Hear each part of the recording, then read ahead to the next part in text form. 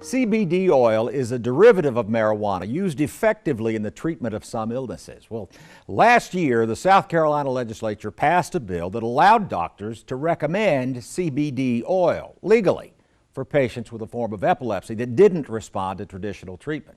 And Georgia is considering similar legislation right now.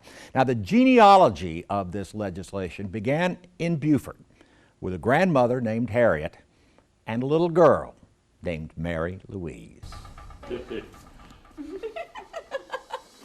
Kerplunk.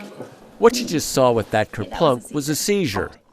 Mary Louise Swing will have 8 or 9 of those in the course of a physical therapy session. Her whole body can go slack and she'll just drop to the ground. The harness on her back allows physical therapists to keep her from falling and hurting herself while they work on muscle development.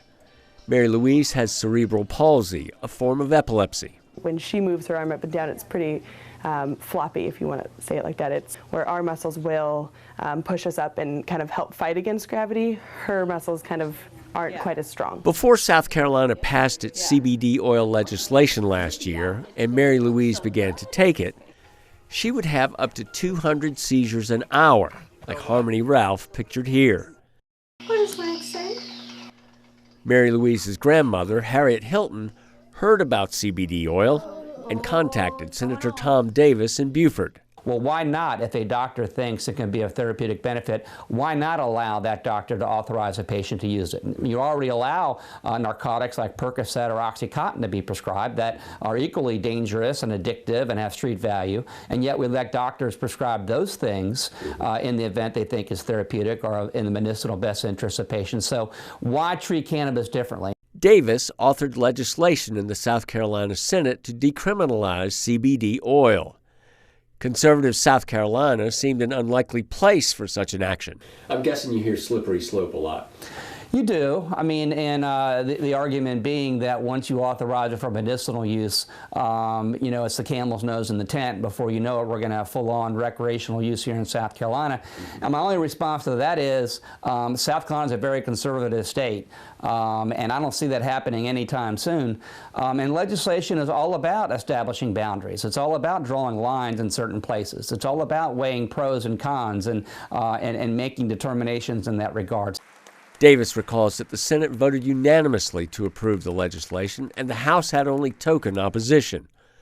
Governor Haley signed the bill, and Mary Louise began taking a handful of drops each day. We are not giving our kids pot, and they're not smoking it. Jill Swing has become a nationally recognized authority on CBD oil and the push to legalize it. She's also an impatient mom who's been put through the ringer. We thought she started having seizures probably around 8 months old, and it took about a year for us to finally get a diagnosis. The diagnosis actually relieved Jill, who thought that once she knew who the enemy was, she could effectively fight it.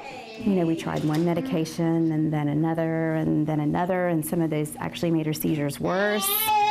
And, some of them would help a little bit for a little while, and then they would stop, or we would one of the medications it sort of worked a little bit, so they put her on a really high dose, and that's when she stopped talking.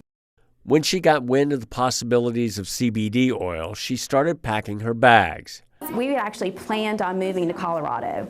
We kind of made that decision, and he had heard Mary Louise's story and contacted her and said, don't move yet. I'm working on this piece of legislation. Please will you stay and help us get involved? There was a lot going on with marijuana across the nation, and Tom Davis has had his hand on its pulse all along. WTOC Prime continues after this. What happens now, our families are going onto the black market, into the internet, and they're getting, the CBD oil in any way they can. Moving the socially conservative upstate of South Carolina concerned Senator Davis, but armed with faces like those of Mary Louise and Harmony Ralph from Myrtle Beach, he brought the State House around to his way of thinking. And he got an assist as well from somewhat of a change in the national mood. Colorado's first pot stores opened in January of 2014. In February, Davis introduced his legislation. The two are connected. Now, that's not what we're pushing for here in South Carolina. Let me make that very clear. Yeah. But with that out there, and with that sort of being sort of it shifts the paradigm. When you've got some people pushing the outer limits over there, it makes the medicinal use of cannabis seem moderate by comparison. Once Mary Louise started taking drops regularly, it changed the very nature of her life. And she's able to walk laps without having as many seizures, so we're actually able to get a lot more done because she's able to continue to work. We've counted as many as 200, during a therapy session. Today she had 8. So, needless to say, going from 200 seizures in an hour to 8 seizures in an hour just gives her brain and her body an opportunity to progress. The biggest difference we noticed immediately was the cognition, just her alertness and her attentiveness to what was going on around her and her interaction with other people. She's just so clear and bright. When I first started seeing her, she didn't really interact with her environment so much. She has always been really in tune with the DVD that we use to kind of motivate her. And recently, she would stop and say hello to other therapists. She would say hi, she would make eye contact.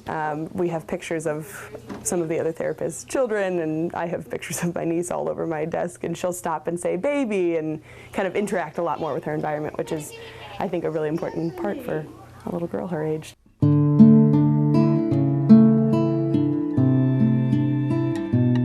While the results were dramatic, the law was far from comprehensive. Doctors couldn't and can't prescribe the oil. They can only recommend it based on the failure of traditional medicine. That left a gaping hole in the treatment plan. We simply legalized doctors to authorize CBD oil to be used, and it's like drops. I mean, it's liquid you put on your tongue.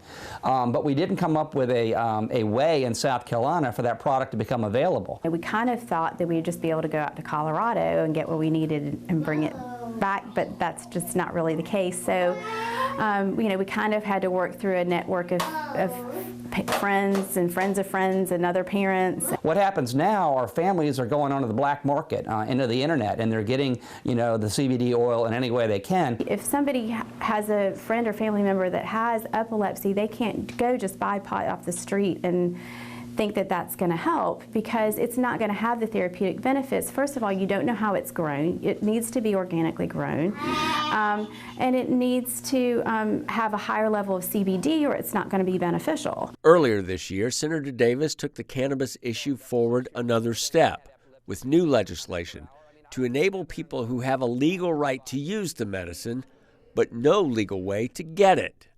His bill would allow marijuana to be grown in South Carolina. Having a trusted, safe, reliable, legal source in our state is imperative. Government really ought not to be in the business of restraining liberty. It ought to be in the business of protecting and enhancing liberty. And if there's something here, this is a classic example of what the state should not be doing.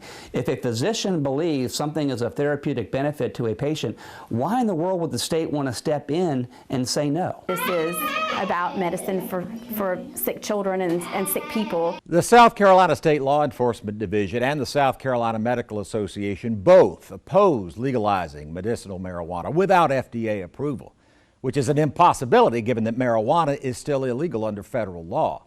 But Senator Davis is crafting 3 bills that he will introduce next week that he believes will overcome their objections. We'll be following up.